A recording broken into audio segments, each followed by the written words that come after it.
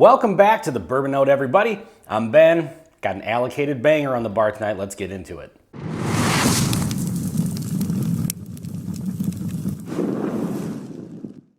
So on the bar tonight, I've got, bam, this is Stagg 25A. So as all of you presumably know, Stagg, very difficult to come by. Used to be called Stagg Junior, so I'll probably end up calling it Stagg Junior throughout this review. I don't know, it's just kind of one of those things. It's like MGP, Ross and Squibb. It's always going to be MGP to me. Sears Tower is never going to be the Willis Tower. It's always going to be the Sears Tower. This is probably always going to be Stagg Junior, but it is one of the, you know, newer releases since they did the change from Stagg Junior a couple years ago or a year ago or whatever it was. And so yeah, this is the 25A. I don't know how many batches of this they've put out this year. I think somebody had said that they only put out the one batch this year, but I don't know if that's accurate. But it's the A batch, so presumably it was the first batch of the year, so hopefully it's still relevant here in October. I came across this at a liquor store. The guy just happened to say, hey, I got some stuff in, some allocated stuff, and he busted this out. I asked him the price. He said $79.99, and I said sold. Which is a little bit over MSRP, but I mean, to be perfectly honest, these are so hard to find. I don't mind paying an extra 20, 30 bucks. Let me know in the comments what your policy is on how much you're willing to go over the standard price. Other than this one, I've only ever owned two other Stagg batches. I have the 15, has a little bit left in it that I got back in like 2021, which again was a liquor store owner, just was feeling generous that day, said I have some in the back. And my friend Brian over at Bourbon School found a bottle in New York. So in my entire whiskey career, that's the only Staggs I've ever owned. So these are very hard to come by, at least in Minnesota. I do hear that they're starting to show up in other stores around the country. And I have heard some rumors that there have been some stores around Minnesota that are starting to get them too. But let's get into the whiskey here. On the nose, very, very dark. Dark aromas. A lot of barrel. There's a lot of heat on this. Proof-wise, I forgot to mention, this is 126.5. So as far as Staggs go, you know, that's, I think, on the lower end. I mean, a lot of the ones I've seen are in the around the 130 area. But this on the nose is hot. There's a really, really dark oak note to it. And almost like some chocolate. Not like dark chocolate, like actual dark chocolate, but like a darker chocolate note. And some barrel spice. Yeah, this is interesting. Let's get into the palate, see what happens. Cheers.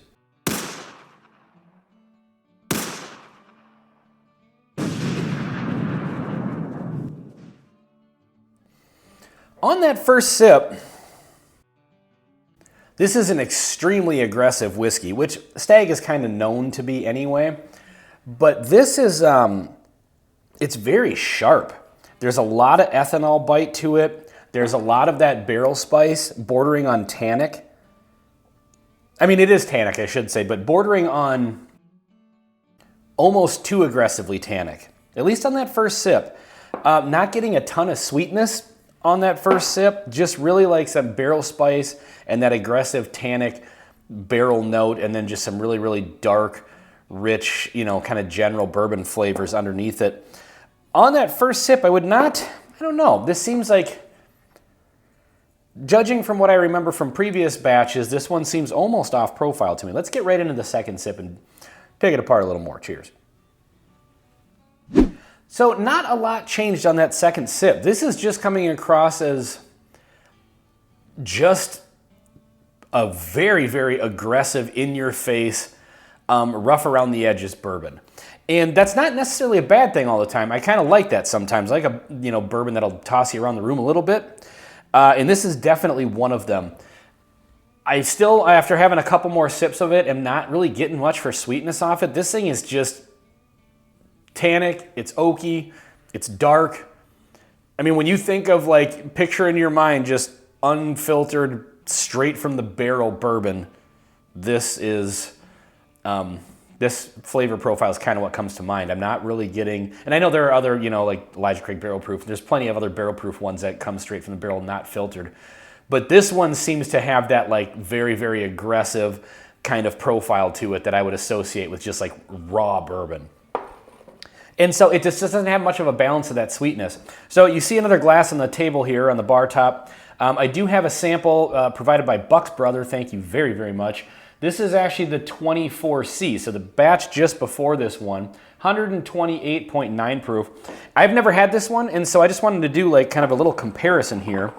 And so I've already had a couple of sips of this one, so I'm gonna go right into the 24C and just see if this one is maybe a little bit more off profile from the previous release. So let's get into that.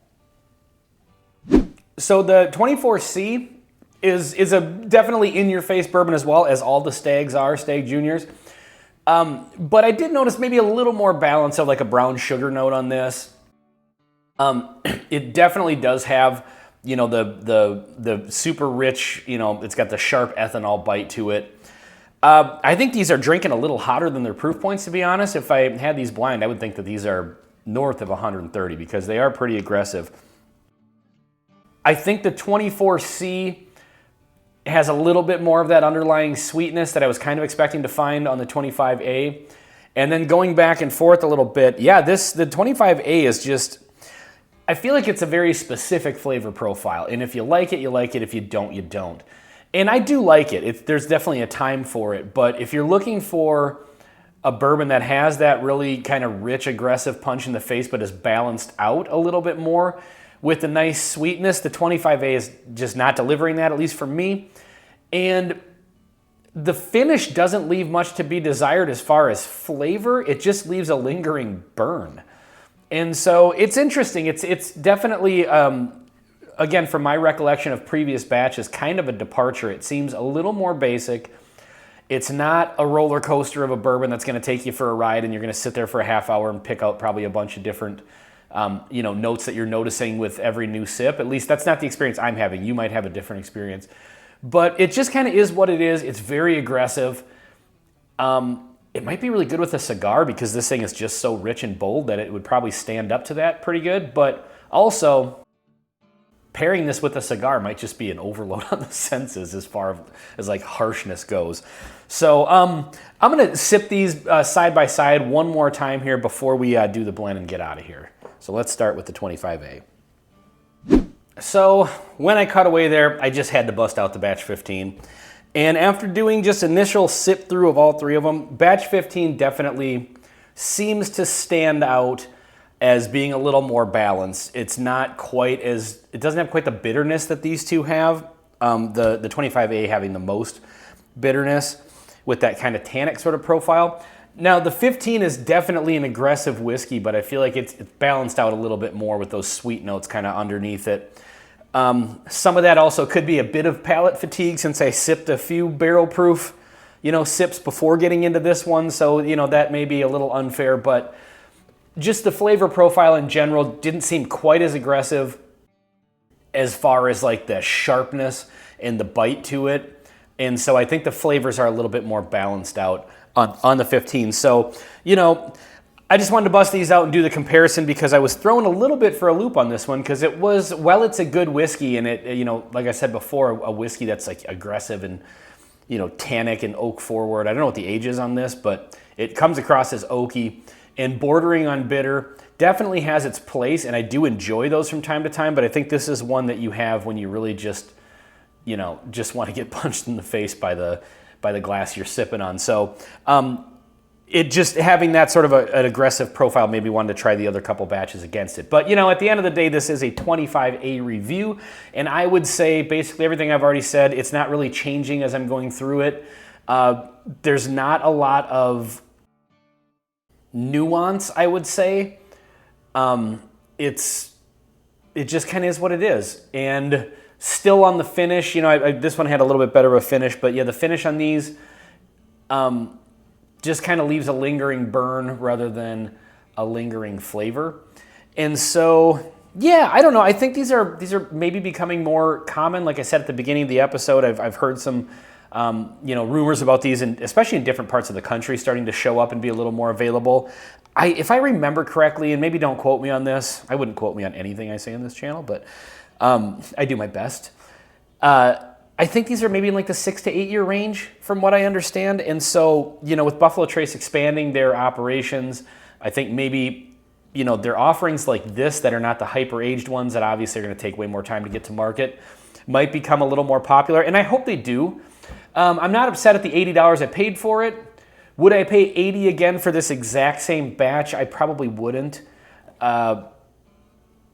It just is a little bit different, in my opinion. But, you know, that's just me. Let me know what you guys think if you've had this one. And if you've had this one compared to other batches. So, you know, we have to do the blend. Everybody knows if we got more than one whiskey on the bar, got to blend them. Even if they're all, you know, in the same family. So,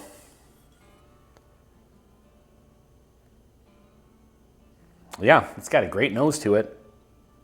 By the way, if I had to rank these are all really good, but I would say the 15 in first place, the 24C in second place, and the 25A in third place. All right, let's get into the blend. Cheers. I mean, the blend kind of tastes like Stagg Junior. I don't know that much changed on it. I don't think the 15 blended with the other two brought that sweetness. I think more the other two being a little more on the tannic side, especially the 25A, kind of overwhelmed that. And, you know, it kind of comes across more as a blend of these two, and I'm not really noticing the influence of this one. But, you know, they're all Stagg Junior at the end of the day, so how much is a three-way blend really going to add nuance? So anyway, folks, this has been Stagg Junior 25A on the Bourbon Note. I'm Ben. Please like, comment, and subscribe if you haven't already, and we'll see you on the next one.